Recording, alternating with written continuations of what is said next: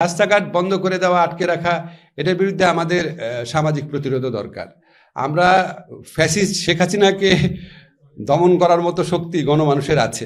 তো গণমানুষের ভোগান্তির ক্ষেত্রে গণমানুষেরও কিছু ভূমিকা নেওয়ার স্কোপ আছে মনে হয়।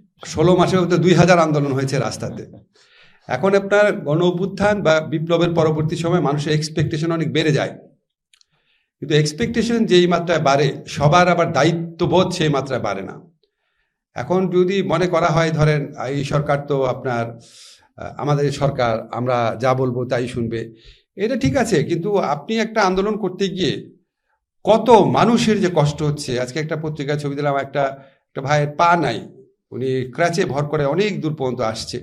তো এগুলি যদি আমরা স্মরণ না রাখি, এই ন্যূনতম নাগরিক দায়িত্ববোধ, তাহলে কি করার আছে বলেন? তো আমাদের মনে হয় আমরা সবাই ওয়েট করছি উপদেষ্টা পরিষদ, আল্লাহর রহমতে আমাদের মেয়াদ 1 বছর পর শেষ হবে, তারপরে সরি 1 মাস পরে কারেক্ট করছি, 1 মাস পরে শেষ হবে।